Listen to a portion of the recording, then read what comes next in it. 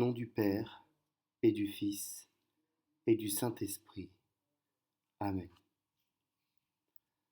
Frères et sœurs, bon dimanche à tous et chacun. Bienvenue dans ce quotidien Jésus numéro 120. Nous sommes le deuxième dimanche de Carême de l'année A. J'ai intitulé ce numéro « Transfiguré, rayonnant de joie face aux ténèbres ». Nous pouvons contempler cette image du Christ transfiguré entouré de Pierre, Jacques et Jean et d'Élie et de Moïse.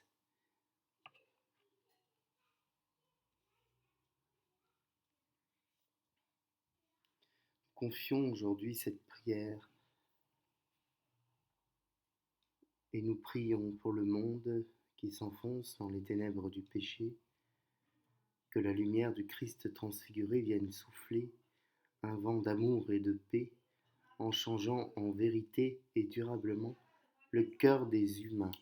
Nous prions aussi pour ceux qui régissent par leur mystère et leur mandat nos vies, afin qu'ils trouvent sur leur chemin des personnes transfigurées par la foi, capables de les guider sur le chemin de la justice et de la vie.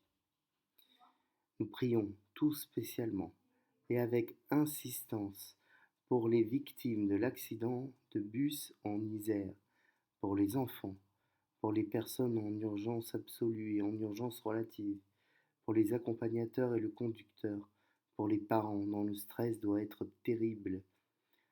Appelons le Très-Haut, qu'il leur accorde de guérir, de vivre, que ces anges viennent les sauver. Prions avec une grande force le Seigneur, car il est bon. Espérons dans le Seigneur. Éternel est son amour, en lui rien n'est impossible. Seigneur, prends pitié. Ô Christ, prends pitié. Seigneur, prends pitié. Bienvenue, chers frères et sœurs, à toutes et à tous, bienvenue particulièrement aux nouveaux priants. Je vous remercie de tous vos commentaires, de toutes vos intentions de prière et de vos partages et de vos publications. N'allons pas croire, chers amis, que la transfiguration de notre Seigneur Jésus-Christ soit une gentille image, une parabole ou une hyperbole. Non. La transfiguration est un phénomène qui a vraiment eu lieu, une théophanie dans laquelle, une fois de plus, le Père désigne Jésus comme son Fils. Il est tentant de penser que la Bible nous raconte des histoires. La Bible nous révèle l'histoire sainte, celle qui a vraiment eu lieu. En se montrant dans des habits de gloire, le Christ nous rappelle que s'il est pleinement homme, il est aussi pleinement Dieu, et qu'il a autorité sur la loi et les prophètes. Beaucoup de croyants relativisent certaines choses, et pourtant, dans notre cas, l'Église et le Vatican, qui se montrent très stricts quant à la reconnaissance des miracles, sont fiables. On peut donc faire confiance et considérer que ce qui nous est révélé par notre Seigneur est la vérité. Que le Seigneur nous entende. La liturgie de ce dimanche nous donne à méditer sur l'appel du Seigneur, de Dieu, à Abraham qui lui demande de quitter son pays pour aller vers un pays terre promise où il sera fécond. Et saint Paul, dans sa lettre à Timothée, nous rappelle aussi que nous devons prendre part aux souffrances liées à l'Évangile. Aujourd'hui, nous lisons l'Évangile de Jésus-Christ selon saint Matthieu au chapitre 17. En ce temps-là, Jésus prit avec lui Pierre, Jacques et Jean, son frère, et il les amena à l'écart sur une haute montagne. Il fut transfiguré devant eux, son visage devint brillant comme le soleil, et ses vêtements blancs comme la lumière. Voici que leur apparurent Moïse et Élie, qui s'entretenaient avec lui. Pierre prit alors la parole et dit à Jésus, Seigneur, il est bon que nous soyons ici. Si tu le veux, je vais dresser ici 3 tentes, une pour toi, une pour Moïse et une pour Élie. Il parlait encore lorsqu'une nuée lumineuse les couvrit de son ombre. Et voici que de la nuée une voix disait, Celui-ci est mon Fils bien-aimé, en qui je trouve ma joie. Écoutez-le. Quand ils entendirent cela, les disciples tombèrent face contre terre et furent saisis d'une grande crainte. Jésus s'approcha, les toucha et leur dit, Relevez-vous et soyez sans crainte. Levant les yeux, ils ne virent plus personne sinon lui, Jésus, seul. En descendant de la montagne, Jésus leur donna cet ordre. Ne parlez de cette vision à personne, afin que le Fils de l'homme soit ressuscité d'entre les morts. Ta parole, Seigneur, est vérité, et ta loi délivrance. Cet épisode de la Transfiguration est pour nous comme une étape dans notre carême. Le carême n'est pas la traversée de la nuit, mais la traversée du désert. Le désert est aride et vide, sans eau, sans vie, avec le seul écho du vent qui passe entre les roches ou qui charrie les dunes.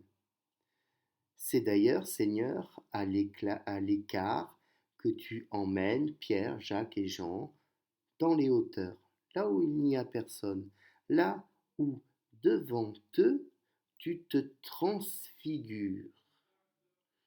Voici que par cet événement, le vide n'existe plus, puisque tu viens le remplir entièrement de ta lumière. Oui, la transfiguration est une manifestation, une théophanie, un instant où Dieu se fait présent, plus que présent, omniprésent, et où ce Dieu 3 fois saint se révèle par la voix du Père qui proclame que tu es bien son Fils, en qui il met tout son amour par l'Esprit Saint qui est cet amour.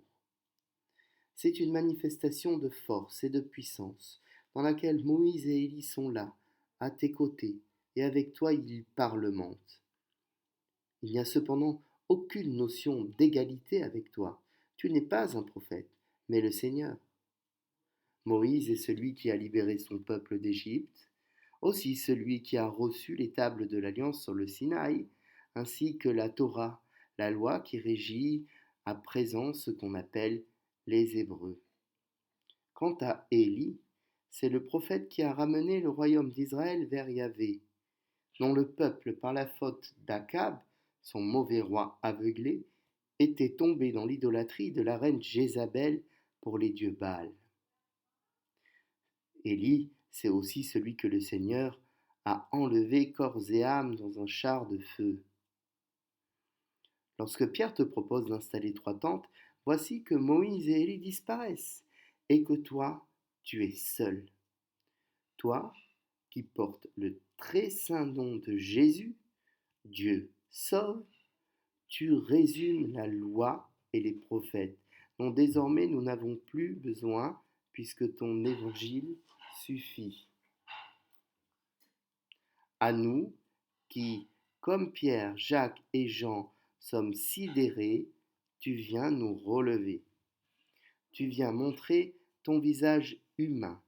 Tu viens nous dire à chacun personnellement, n'aie pas peur. Car si nous t'adorons, ô Christ transfiguré, nous ne devons pas sombrer dans la crainte, nous ne devons pas rester face contre terre, car tu nous veux debout, tu nous veux lever, Tu nous veux prêts pour le chemin, prêts pour le combat spirituel contre le mal, prêts pour être avec le prochain. Cette lumière de transfiguration, cette lumière de gloire, cette lumière divine, elle vient nous habiter. Et nous, comme des miroirs, nous la renvoyons et nous devenons à notre tour des transfigurés, non pas depuis nous-mêmes, mais en provenance de toi. Gardons dans nos têtes cette image où tu transparais. Contemplons-la et face au très saint sacrement de l'autel, face à l'hostie devenue corps et élevée devant nous, recevons cette lumière mystique qui vivifie notre cœur. Alors, transfigurés à notre tour, rayonnons de joie face aux ténèbres du monde. Qu'il en soit ainsi.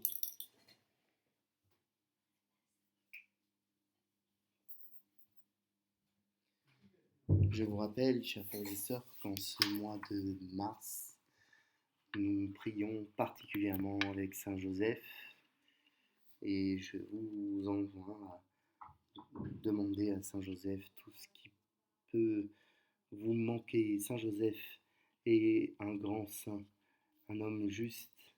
Saint Joseph est celui qui a eu la charge de s'occuper et de protéger du petit Jésus-Christ, Fils de Dieu, et c'était un travailleur, un charpentier.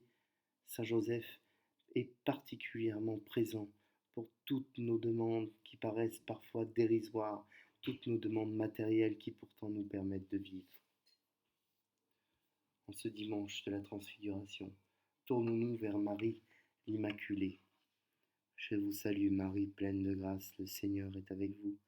Vous êtes bénie entre toutes les femmes, et Jésus, le fruit de vos entrailles, est béni. Sainte Marie, Mère de Dieu, priez pour nous pauvres pécheurs, maintenant et à l'heure de notre mort. Amen. Gloire au Père, au Fils, au Saint-Esprit, comme il était au commencement, maintenant et toujours, et pour les siècles des siècles. Amen. Sainte Marie, Mère de Dieu, Vierge des Vierges, au cœur immaculé, Notre-Dame de la paix, des petits et des pauvres de tous les peuples, prie pour nous qui avons recours à toi. N'oubliez pas, chers amis, de prier ce soir, si vous le voulez, avec les complis du dimanche. N'oubliez pas non plus d'aller lire les publications de notre animateur, co-animateur Joseph, qui sont d'une grande sagesse et d'une grande richesse. Je vous souhaite à tous un excellent dimanche en compagnie du Seigneur et que le Seigneur Tout-Puissant nous bénisse, lui qui est Père, Fils et Saint-Esprit. Amen.